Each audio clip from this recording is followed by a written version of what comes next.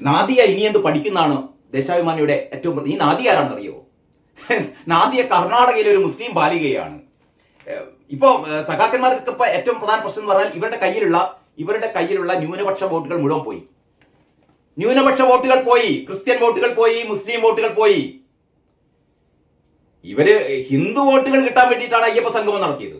ഹിന്ദു വോട്ടുകൾ എങ്ങനെയെങ്കിലും കൈയിട്ട് വാരാൻ വേണ്ടിയിട്ട് ഒരു അയ്യപ്പ സംഗമം നടത്തി. ആ അയ്യപ്പ സംഗമം നടന്ന ആ സമയത്ത് തന്നെ അയ്യപ്പ സംഗമം പൊട്ടി. പക്ഷെ പൊട്ടിന്ന് ഇവർ സമ്മതിച്ചില്ല. അത് AI ആണ്, ആൾക്കാർ കസേര ശൂന്യമായ അല്ലെങ്കിൽ ആളൊഴിഞ്ഞ കസേരകളൊന്നും അവിടെ ഇല്ലായിരുന്നു, അതൊക്കെ AI ആണെന്നൊക്കെ അപ്പം ഗോവിന്ദം പറഞ്ഞു. കുറെ അന്തംഗമികളൊക്കെ അത് വിശ്വസിച്ചു. അപ്പോഴാണ് ഭഗവാന്റെ സ്വർണം, അമ്പലക്കൊള്ള, അല്ലെ, ഇന്നേ വരെ കേരളത്തിൽ കേട്ടുകേൾവിയില്ലാത്ത, നമ്മൾ ഭരണത്തിലേറിയ പല ആൾക്കാരും കട്ടുമുടിക്കുന്നു അല്ലെങ്കിൽ അഴിമതി കാട്ടുന്നു ഒക്കെ നമ്മൾ കണ്ടിട്ടുണ്ട്. ഇനി ദേവസ്വത്തിൽ തന്നെ അഴിമതി നടക്കുന്നു, അല്ലെങ്കിൽ ഇത്തരത്തിലുള്ള കാണിക്ക കൈയിട്ട് വാരല്, ഇതൊക്കെ ദേവസ്വത്തിൽ നടക്കുന്ന എല്ലാവർക്കും അറിയാം. പക്ഷേ ശബരിമല ക്ഷേത്രത്തിലെ ശ്രീകോവിലിന്റെ മുന്നിലുള്ള സ്വർണം പതിച്ച ദ്വാരപാലക വിഗ്രഹങ്ങൾ അപ്പാടെ കടത്തിക്കൊണ്ടുപോകുക, അത് ചെമ്പാണെന്ന് പറയുക. വാതിൽപ്പാളികളും കട്ടിളപ്പാളികളും സ്വർണം പൂശിയതല്ല, പൊതിഞ്ഞത് എടുത്തുകൊണ്ട് പോകുക.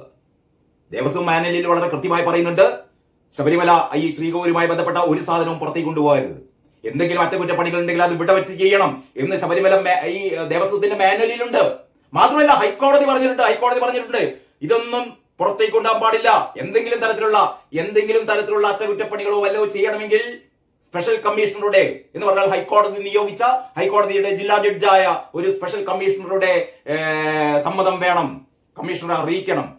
ഒരു കമ്മീഷണർ അറിയിക്കലുമില്ല.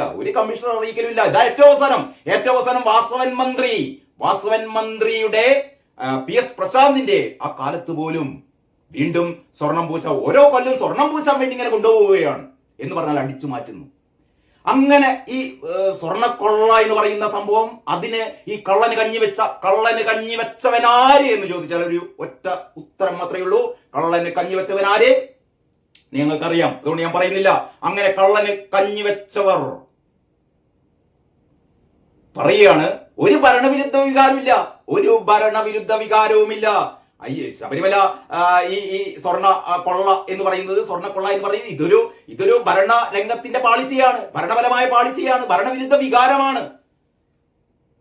അങ്ങനെ തോറ്റൂന്ന് വരെ ഇവര് വിശ്വസിക്കുന്നില്ല. ഒരു വിഭാഗം തോറ്റിട്ടൊന്നുമില്ല, തോറ്റ ചരിത്രം കേട്ടിട്ടില്ല എന്നൊക്കെ മുദ്രാവാക്യം പിടിച്ച് നടക്കുകയാണ്. ഇനിയിപ്പോ 2026 നിയമസഭാ തെരഞ്ഞെടുപ്പിലെ ഒരു 10 സീറ്റ് പോലും കിട്ടിയില്ലെങ്കിലും ഇവർ മുദ്രാവാക്യം വിളിച്ചു നടക്കും. തോറ്റിട്ടില്ല, 10 സീറ്റ് കിട്ടിയാലും ഞങ്ങളാണ് ജയിച്ചത്, കാരണഭൂതമാണ് ജയിച്ചത്, കാരണഭൂതത്തിന്റെ മരുവനാണ് ജയിച്ചത്, മരുവനെ മുഖ്യമന്ത്രിയാക്കണമെന്ന് പറയാൻ ഇവർ നടക്കും. കാരണം ആകെ എന്താ പറയാ, ബെല്ലും ബ്രേക്കും പോയ അവസ്ഥ കേട്ടില്ലേ? ബെല്ലും ബ്രേക്കും പോയ അവസ്ഥയിലാണ് CPM. അതിനെയൊക്കെ വെള്ള പൂശാൻ വേണ്ടിയിട്ടുള്ള ഈ പത്രവും. അങ്ങനെ ഞാൻ പറഞ്ഞിട്ട് വരുന്ന ശരി, നാദിയ ഇനി എന്ത് പഠിക്കും? അപ്പൊ കർണാടകയില് ഒരു സംഘം ആൾക്കാർ സർക്കാർ ഭൂമി കയ്യേറിയ ആൾക്കാരോട് അവിടുന്ന് ഒഴിഞ്ഞു പോകാൻ സിദ്ധരാമയ്യ സർക്കാർ ആവശ്യപ്പെടുന്നു. അവിടുന്ന് ഒഴിഞ്ഞു പോകണം. അവരെന്തൊരു വലിയ പ്രോജക്ട് നടക്കുന്നുണ്ട്, അവർ ഒഴിഞ്ഞു പോകണം. നേരത്തെ തന്നെ നിർദ്ദേശം കൊടുത്തു. അവിടെ തന്നെയുള്ള ഇലക്ട്രിസിറ്റി ഒക്കെ കട്ട് ചെയ്തു. ഇതൊക്കെ കഴിഞ്ഞിട്ട് ഇവർ തിരിച്ചു പോകാനിപ്പോഴാണ് ബുൾഡോസർ ഉപയോഗിച്ചുകൊണ്ട് ഈ അനധികൃത നിർമ്മാണങ്ങളൊക്കെ എന്ത് ചെയ്യുന്നത്, ഒക്കെ തട്ടി തകർക്കുന്നത്. ഇത് വളരെ ന്യായമായൊരു കാര്യമില്ലേ? ഒരു സർക്കാരിന്റെ ഭൂമിയിൽ അനധികൃതമായി താമസിക്കുക, സർക്കാർ ഒഴിഞ്ഞു പോകാൻ പറഞ്ഞാലും ഒഴിഞ്ഞു പോകാതിരിക്കുക.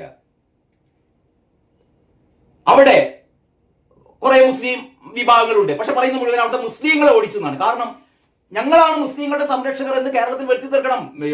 ശിവകുമാർ കഴിഞ്ഞ ദിവസം പറഞ്ഞു, പിണറായിയോട് പറഞ്ഞു, മിണ്ടിപ്പോകരുത്, ഞങ്ങളുടെ കാര്യം ഞങ്ങൾക്ക് നോക്കാൻ അറിയാം, ഇങ്ങോട്ടേക്ക് വലിയ മറ്റേ കൊളസ്ട്രോൾ ആയിട്ട് വരണ്ട എന്ന് DK ശിവകുമാർ പറഞ്ഞു. അവിടെ കർണാടകയിലെ മുസ്ലിം നേതാക്കന്മാർക്ക് ഇല്ലാത്ത വേവലാതി മറ്റേ റഹീമിന്റെ വീഡിയോ ഇപ്പം ഭയങ്കര വൈറലായിക്കൊണ്ടിരിക്കുകയാണ്. ഇംഗ്ലീഷിലുള്ള റഹീമിന്റെ നമ്മൾ ഇതുവരെ വിചാരിച്ചത് ചിന്താ ജെറോമൊക്കെയാണ് ഇംഗ്ലീഷിന്റെ കാര്യത്തിലുള്ള കോമാളി ചെയ്യുന്നത്. അതിന്റെയൊക്കെ അങ്ങേപ്പുറത്തെ ഇംഗ്ലീഷിൽ എന്താ പറയേണ്ട സഖാക്കളെ, ഇവനൊക്കെയാണല്ലോ രാജ്യസഭ അംഗമാക്കിയ റഹീമിന്റെ ഇംഗ്ലീഷ് പരിജ്ഞാനം. എങ്ങനെയാണ് നിങ്ങൾക്ക് വോട്ട് ചെയ്യുന്നത്?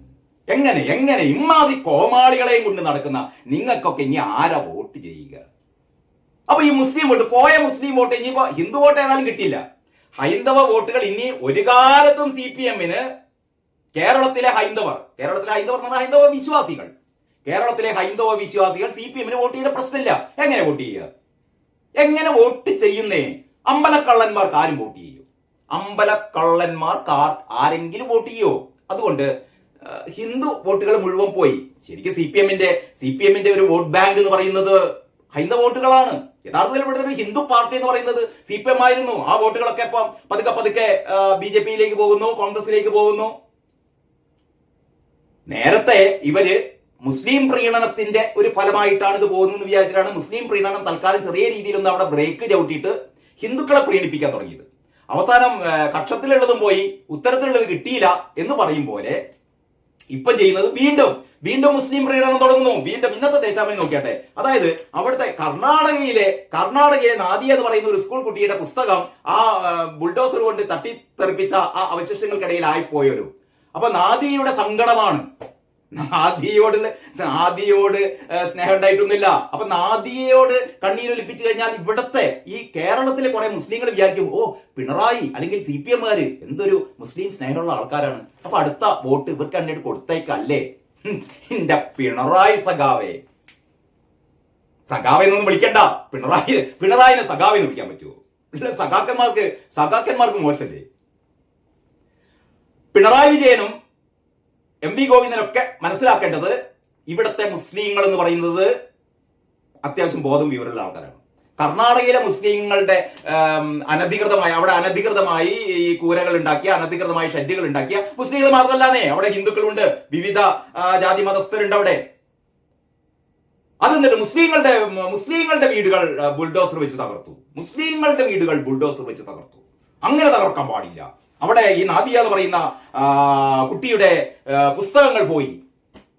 ഇവിടുന്ന് കരയാണ്.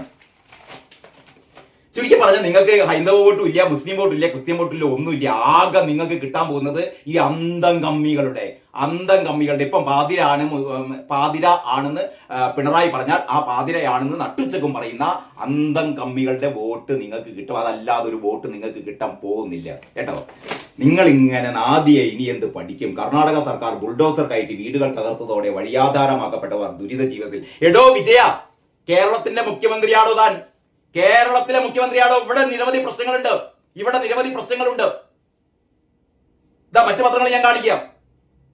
ഒരുപാട് പ്രശ്നങ്ങളുടെ നടുവിൽപ്പെട്ട് ഉഴലുകയാണ് കേരള ജനത.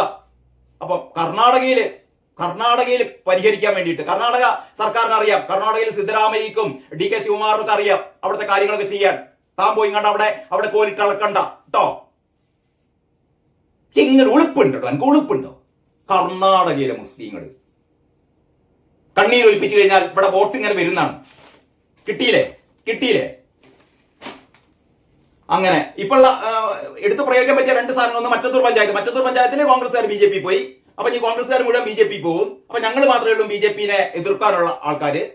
പിന്നെ കോൺഗ്രസ്സുകാര് മുസ്ലിങ്ങളെ മുഴുവനും മറ്റേ എന്താ പറയാ, അവരുടെ വീട് മുഴുവൻ ബുൾഡോസർ വെച്ച് തകർക്കുന്ന ആൾക്കാരാണ്. അതുകൊണ്ട് കോൺഗ്രസ്സുകാർക്ക് വോട്ട് വേണ്ട, ഞങ്ങൾക്ക് മാത്രം വോട്ട് മതി. BJP-യുമായി പാലട്ട ബ്രിട്ടാസ് നല്ല വിശുദ്ധൻ.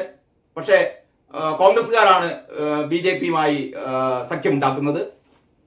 ഇങ്ങനെ പെരുന്നുണകളുടെ കൊട്ടാരത്തിൽ, അങ്ങനെ നമുക്ക് പറയാം അല്ലെ, പെരുന്നുണകളുടെ കൊട്ടാരത്തിൽ താമസിക്കുന്ന വിജയ ഗോവിന്ദ, എത്ര കാലം എണ്ണിക്കോ? 4 മാസം. 4 മാസത്തിന് ശേഷം നിങ്ങളെ അഡ്രസ് ഉണ്ടാവില്ല. വെടിപ്പാക്കും ഇവിടെ കേട്ടോ. അന്ന് ദേശാഭിമാനി എന്ത് പറയുന്നത് എനിക്കറിയില്ല. അപ്പൊ ദേശാഭിമാനിയുടെ പ്രധാനപ്പെട്ട 1-ാം പേജിലെ വാർത്തകൾ RSSനെ വീണ്ടും പുകഴ്ത്തി ദിഗ്വിജയ് സിംഗ് അതൊക്കെ മാറ്റി പറഞ്ഞു. ഉള്ളില് ഗാസ ഉണ്ട്. വീണ്ടും ഗാസയിലേക്ക് തിരിച്ചു വരികയാണ്. വീണ്ടും ഗാസ, പലസ്തീൻ. ഇനി നോക്കുന്നതാണ്. നോക്കുന്നത് മുസ്ലിം വോട്ടുകൾ എങ്ങനെയെങ്കിലും അടുത്ത 4 മാസം കൊണ്ട് മുസ്ലിം വോട്ടുകൾ എങ്ങനെയെങ്കിലും മാന്താൻ പറ്റുമോ എന്ന് നോക്കിക്കൊണ്ടിരിക്കുന്ന ഉള്ളിന് മുഴുവൻ ആ വാർത്തകളാണ്. മറ്റത്തൂരിലെ താമര കൈമാറ്റം, നേതാക്കൾ രാജി ആവശ്യപ്പെട്ടിട്ടില്ലെന്ന് പഞ്ചായത്ത് അംഗങ്ങൾ.